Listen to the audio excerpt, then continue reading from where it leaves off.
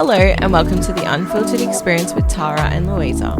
We are two girls who speak the truth about the struggle of never feeling enough whilst growing up in a world of filters and comparison. Here we will have raw, relatable and authentic conversations to empower you on your path to self-development. Come with us on the journey of unlearning. Before we get into the episode, I just want to start by saying that this episode comes with a big trigger warning around domestic violent relationships, narcissism, and toxic partnership.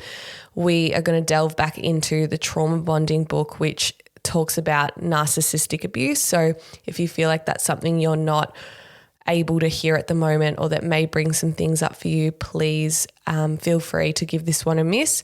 Or if you feel like this is something you want to open yourself up to, and if you do relate to any of the themes in this video or episode, please reach out to the links in the notes or check in with a safe loved one. Happy Monday, unlearners, or if you're just discovering the podcast, welcome.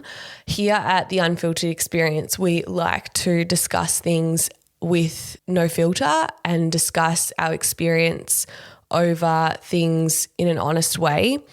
And we did an episode about a month ago now where we discussed a book that I was led to by a therapist called Trauma Bonding, and it's about narcissistic abuse and the stages of narcissistic abuse and the effects that that has on an individual. And when we released that episode, I was obviously quite nervous about releasing it because it is quite dark and it can bring up a lot of things for people. But the reason we recorded that episode and the reason, I had the idea to bring that out was because I believe education and awareness is the key to support for anyone in that position. And it also allows and empowers women, empowers people to have an understanding over their history or their current situation or a family member situation.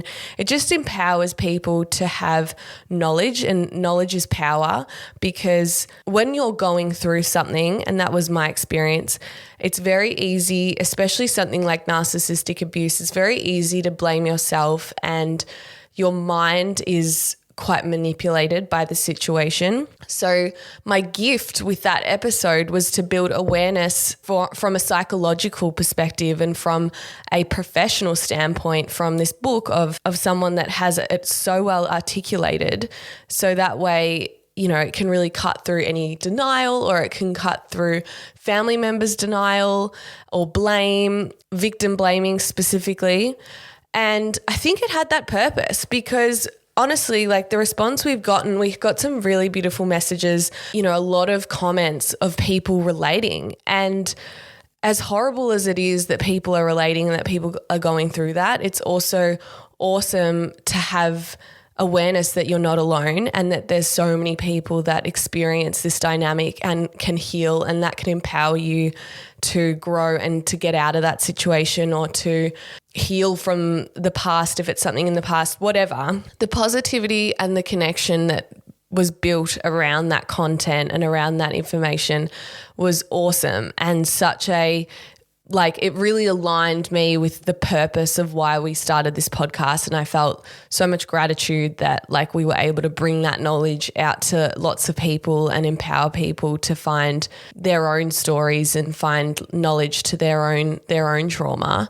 However, we also had a comment or so from people questioning why. There was a comment actually that struck this episode for me, and that was from someone saying, it was something like, there's two sides to every story, or why can't you just leave? Or if you're dependent on this person for validation, why can't you just leave? And for context, if anyone's listening to this episode, it might be easier to go back and listen to the episode, The Stages of Narcissistic Abuse and Trauma Bonding, because that will give this episode more context and also be the first information before this episode. If you don't want to do that, you can easily listen to this episode. However, I will refer to that a little bit. We got a comment from someone just questioning why someone can't just leave, or questioning that, it's a two-way street. What were you doing? Which is completely fair questions. Although I disagree with the question and the loaded nature of the question, it's a gift because this episode is birthed from that, where we're going to go into the science of why that is not the case, why someone is dependent on that person for validation, and why you cannot just leave a relationship like that. And this episode can be shared to people, like if you're in a circumstance like this, or you can't get over that ex that there was a dynamic like this is the episode to send your family and friends. So I really welcome that question, although it can feel triggering for people receiving that and it makes you want to get defensive. It actually empowers us to have more conversation and get deeper into those questions and help people understand further. Thank you to whoever wrote that, because I love understanding how other people think, because it's so important in this world, because we are all so vastly different and we have a vast amount of different experiences.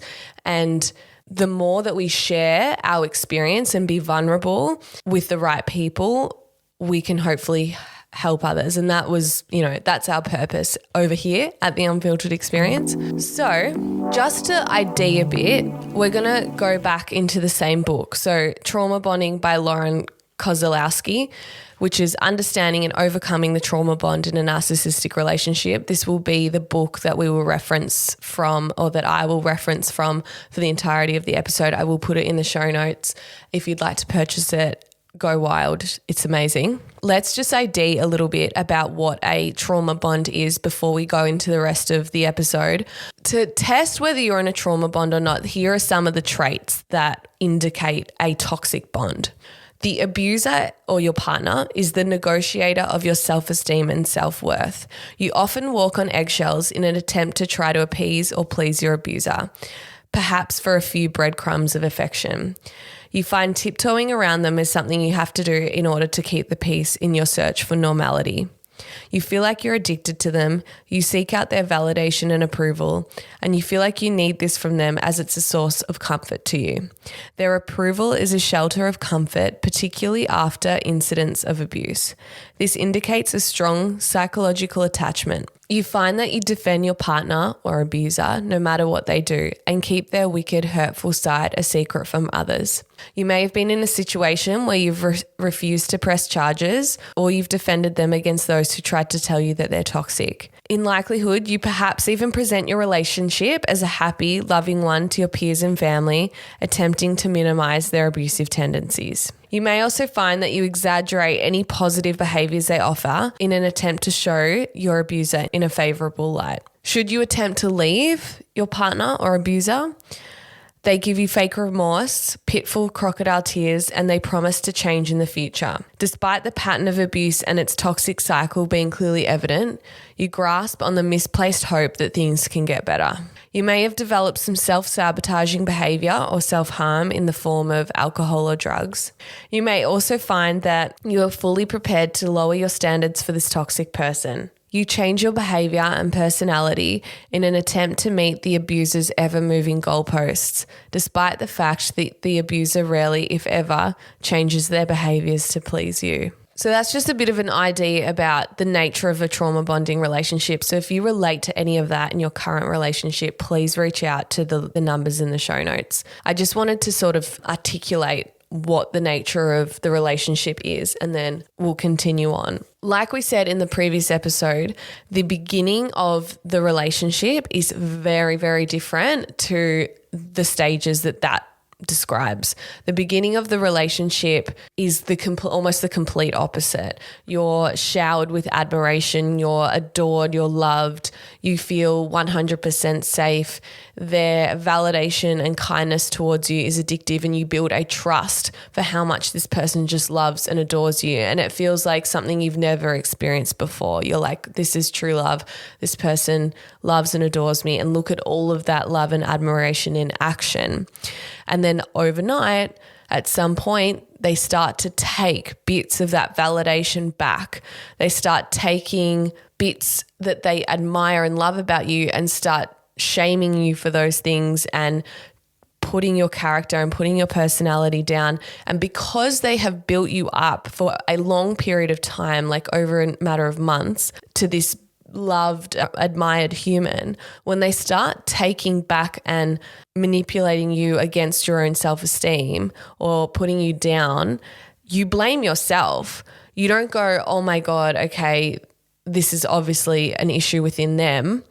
The awareness doesn't come until you're at rock bottom at the very end of the relationship when the cycle's played out over and over. But the way this takes effect is in that stage where they start to change the goalposts, as she described. Those goalposts, they're very subtle. Suddenly he or she or they are judging me for something, or they are looking at me in a certain way about some sort of behavior and judging me for that. And, I feel this shame, or it's so like intrinsic to you as a human. And it's about the things that make you unique. Like my experience was that slowly over time, the things that made me me had to all be gone because they were seen as embarrassing and humiliating and shameful. And I just like woke up one day and like I couldn't have, like, over the course of however long, I had lost all of these little unique parts that were my authenticity, because those things that were authentic to me were put down or judged and shamed. But they weren't all just shamed and put down all in one go and bang, like you're just berated all in one session. It's a slow, manipulative, calculated progression and decline. And within that decline are periods of love and periods of apology and periods of compassion and periods of that first few months that you experienced, or however long your experience was. And that period of that decline leaves you questioning yourself and not them. It's done in such a way that is not obvious until it's gone on for longer periods of time and your self-esteem is shattered on the floor. So the way Lauren describes this in the book, the reason you cannot leave, it's not as simple just to leave a toxic partner or a narcissistic relationship, is because of this science. If anyone asks you why you can't leave a narcissistic or toxic relationship, send them this video or send them this episode. It comes down to this.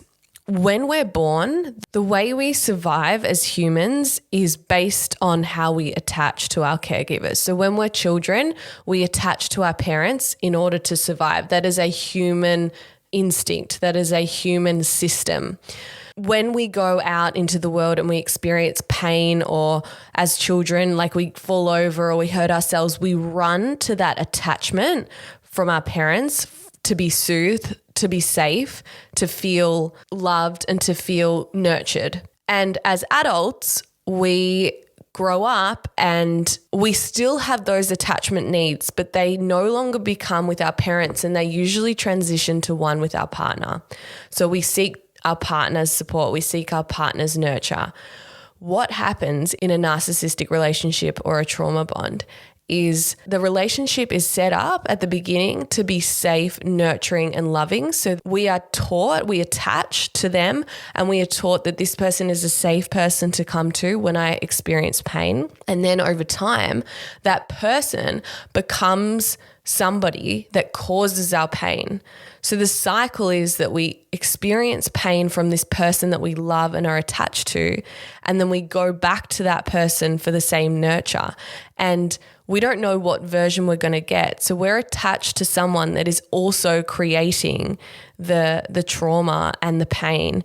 And often it is a psychological game from that other person. They are soothing the things that they've created within you, and your mindset and your trust within yourself has declined so much over the period of the relationship that you believe that they are helping you, and you believe that they are going to change their behavior, or you believe that they're soothing you, or that it's your fault for how they reacted and how they treated you. That person in that situation, if you know someone in that situation, if you are in that situation, the only thing that person deserves is compassion and love. Questioning that person on why they can't leave and why they aren't capable of walking away, it runs so much deeper than just a snap decision of, oh, they're treating me badly, I need to leave. There is a visceral physiological attachment and admiration to this person that functions very similar to Stockholm syndrome.